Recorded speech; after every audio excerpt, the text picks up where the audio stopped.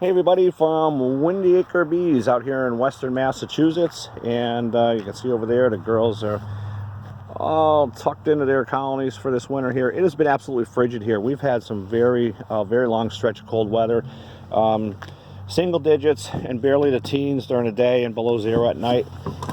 Windy too here and on and off. The wind always blows here, hence our name, Windy Acre Bees. But just to give you a little idea of what we're up to today.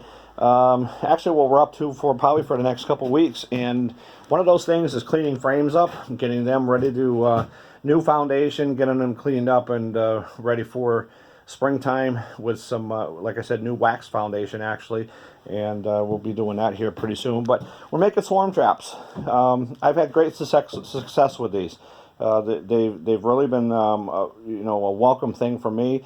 Freebies is always a great thing, especially with nooks going for $200+ now, and packages up around $150. But just to pull the top off of here, this is what the inside of these swarm traps look like.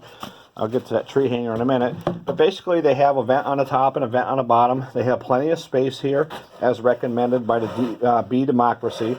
And that's where I got the dimensions to build these swarm boxes. And I'll tell you, it's a hit. It really is. These swarm boxes are in different stages of being built right now. Everything from just a couple pieces of wood to the lids, to the boxes themselves. And right here we have our entrance where it's open, or if you need to move the box, it's a vented opening there that just closes them off. They won't get out of there. And then a queen excluder entrance here. And the reason for that is you don't have to just use this for a swarm box. When you get done with swarm season, or if you just don't get the opportunity to do it that way, you can use this as a nook, and you can also use it to do a split in, to start a new colony in when you split a hive. So anyways, moving it over to this queen excluder, usually what I do is if I get a swarm, I'll close it off and leave it like that when I move it back to the apiary. Or if I do a split, or if you put a nook in, you can, or use it to make a nook, you can close it off just to make sure the queen will stay in there for a day or two, and then open it right up. There's the vent on the bottom. I got a couple skis right here that just prop the box up just enough off the ground to move air underneath there, and they don't block the vent up. So I have a couple of additions that I did just to make it better. This is our tree hanger right here, the hole in the top, and I include the bolts and some shims. I'll put this top right back on for a second here. And as you can see, it attaches onto the side with the bolts. And basically that is just to hang it in a tree on a spike, just temporarily enough for you to get this strapped to a tree. Your strapping to the tree is what actually holds it to the tree, and what actually levels it. I don't rely on that one little hook, that one little hole there just to hold the whole thing, especially when you get a swarm of bees in the tied to this thing.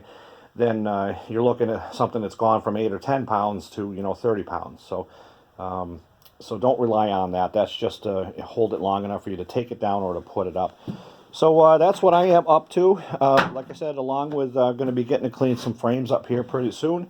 And if you or anybody you know is interested in buying one of these, I do sell them. Like I said, 3 of these here, different stages of building, are all sold, and I do build them to order. I don't paint them, and I usually will not put this aluminum cover on that. I'll leave that to you. And basically, if you can see down here, that's the wood. That's what the cover looks like. If you want to put some plastic on top to protect it, or I suggest obviously just painting these yourself, and painting it with a great outdoor paint on the very top to keep the wood from rotting out and repel the water. But that's pretty much the way you see it and the way it would come. And I can ship them anywhere to the upper 48 states, and be happy to do that. Shipping costs would obviously be included on top of the cost of the swarm box. So if you're interested, hit me up here on Gab. If you see this YouTube video and you don't know how to get a hold of me, you can go to Gab and leave a message for me, send me a message, and we'll get some contact information from you, and we'll get payment for it, and we'll start building it right away for you. So that's it, everybody. That's what we're up to right now. like I said, beekeepers' jobs are never done. Good time of year to go down to your basement and get your frames cleaned up, new frames built, foundations put in. The other thing I just want to say right now, get stocked up on your sugar. Whatever you can do, your local stores, like your Price Rights, don't go to your chain stores, go to your other stores. Get some of these, get that sugar stocked up for spring.